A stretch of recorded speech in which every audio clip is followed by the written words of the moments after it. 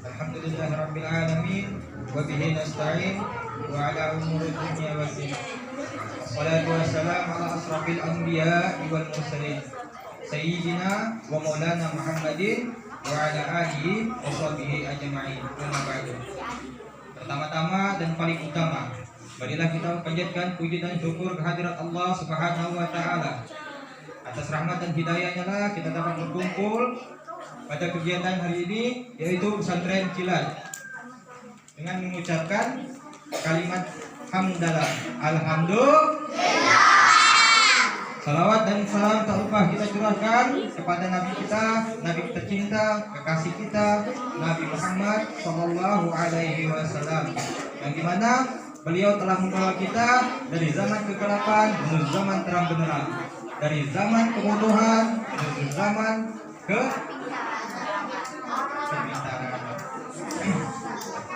baiklah, tadi sempat disinggung oleh Ibu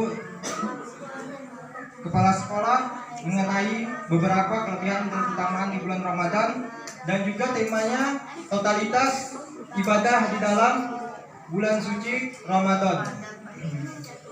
Oke, untuk ini kita akan membahas berkaitan dengan takwa.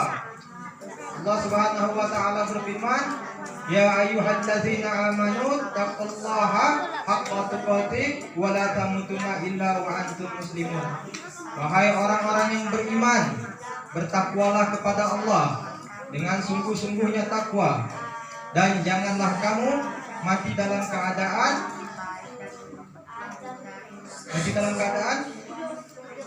kecuali mati dalam keadaan muslim. Jadi dari ayat tersebut Allah memerintahkan yang pertama kita itu untuk bertakwa dengan sungguh-sungguh. Oke, pertanyaannya, apa itu takwa? Apa? Takwa. Apa? Itu beriman. Takwa ini buahnya iman. Apa, Rahmat? Apa, Rahmat? Takwa. Mentaati perintah Allah dan menjauhi larangannya. Cepat bilang. Arti dari takwa. Oke, takwa Mentaati itu perintah Allah dan menjauhi larangannya. Bilang. Dapat dipahami adalah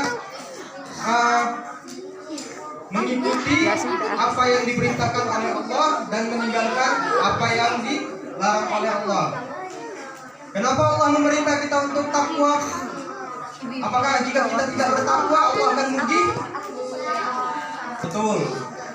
Allah itu menyuruh kita untuk bertakwa karena Allah tahu bahwasanya kita ini manusia yang lemah. Kita itu butuh pertolongan Allah. Salah satu di antara perintah Allah ialah melaksanakan sholat. Betul. Dalam firman Allah mengatakan, "Inna sholata 'anil fahsya'i wal munkar." Sesungguhnya sholat itu mencegah kalian dari perbuatan keji dan mungkar. Tapi Pak, banyak kok orang yang sholat tetap juga berbuat mungkar, berbohong, berkata kasar. Itu berarti orangnya yang salah, orang yang bermasalah, bukan firman Allah-nya. Apa yang dikatakan Al-Quran itu pasti benar. Adapun jika di lapangannya tidak sesuai dengan yang Al-Quran katakan, berarti orang yang di lapangannya itu yang ada yang salah. Kita periksa mulai dari sholatnya. Oke, sebelum sholat ada apa sebelum sholat? Nah, ada wudhu. Kita periksa dulu wudhunya, betul atau enggak? Betul, kita periksa lagi niat wudhunya, betul atau enggak? Nah, kalau sudah betul niat wudhunya, periksa lagi apa yang dimakannya, halal atau haram. Nah, itu mempengaruhi itu. Kalau makannya sudah halal, terus niatnya sudah benar, gerakan wudhunya sudah sempurna, terus masuk sholatnya lagi, niat sholatnya benar, tapi bacaan-bacaannya keliru, bisa jadi itu penyebab sholatnya kurang sempurna. Jadi hal itu menyebabkan kurangnya hikmah dari sholat. Karena sholat itu bagaimana yang dikatakan di dalam Al-Quran, innal fahsya wal munkar, mencegah dari perbuatan keji dan munkar. Oke. Terus yang kedua ini salah satu perintah Allah ialah dengan salawat kepada Nabi Muhammad sallallahu alaihi Allahumma sholli ala Muhammad. Firman Allah, innallaha wa malaikatahu yusholluna 'alan nabi ya ayyuhalladzina amanu shallu 'alaihi wa sallimu taslima. Wahai orang-orang yang beriman, sesungguhnya Allah dan para malaikatnya bersalawat kepada Nabi, maka bersalawatlah kamu kepada Nabi dengan pujian yang baik. Bayangkan, Allah saja memberi salawat kepada Nabi. Kalau gitu Bapak tanya lagi nih, salawat itu artinya apa?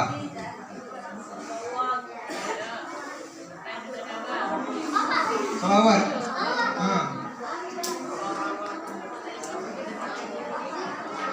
Kalau menurut bahasa, salawat itu artinya doa.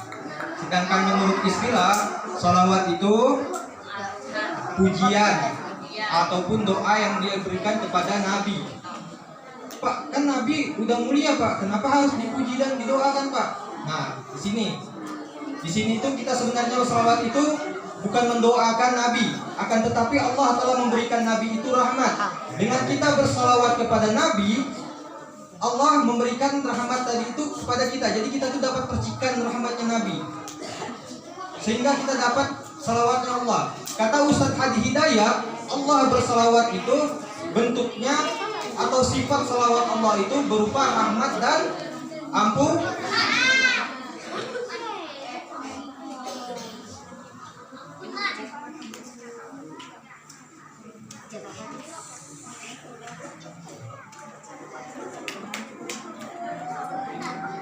Halo. Salawat tadi apa?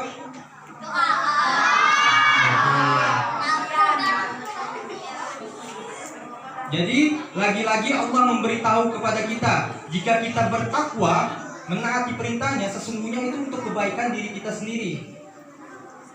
Kalau Allah itu tidak butuh kita tuh, Allah itu tidak butuh kita.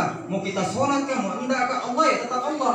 Agung ya tetap agung. Allah maha agung, Allah satu-satunya Tuhan, Allah maha esa, maha raja. Tidak ada lagi sesuatu yang seperti dia, hanya satu-satunya. Mau kita gimana pun, Allah kadarnya tidak akan berubah, tidak akan menurun. Karena Allah masih punya malaikat. Dikatakan malaikat itu apabila ia sholat, maka ia akan berzikir selama 1000 tahun lamanya. Itu dikatakan, disahkan. Nah tadi sholat, terus yang ketiga ini berzikir. Berzikir ini artinya mengingat atau menyebut. Mengingat atau menyebut. Kalau zikrullah baru mengingat Allah, menyebut Allah. Oke, itu ya. Nah, jadi fadilahnya berzikir ini selain mendatangkan rahmat Allah, juga menjadi sebab Allah itu mengingat kita serta memuji-muji kita di depan para malaikatnya. Kita hadir di majelis ta'lim ini juga termasuk bagian dari zikir. Karena yang kita bahas adalah ilmu. Kita senantiasa menyebut nama Allah, mengagungkan Rasulullah. Jadi ini saat ini nih, nama-nama kita satu-satu ini dibanggakan oleh Allah di depan para malaikatnya. Lihat tuh, hambaku si Fulan, dia sedang duduk. Lihat itu hambaku si Fulan, sedang baring-baring di pangkuan si Albert. Lihat itu Syafi dalam keadaan puasa. Puasa kami? Alhamdulillah. Sudah ada bolong? Ada Pak, tahu dari mana Pak Zaki? Oke, itu tadi ya keutamaan dari bertakwa. Jadi harus kita ingat, bertakwa itu sebenarnya untuk kebaikan diri kita sendiri. Yang dimana amal ibadah yang kita lakukan akan memberikan kebaikan-kebaikan untuk diri kita sendiri, baik di dunia maupun di akhirat. Sekian dari saya, kurang dan lebihnya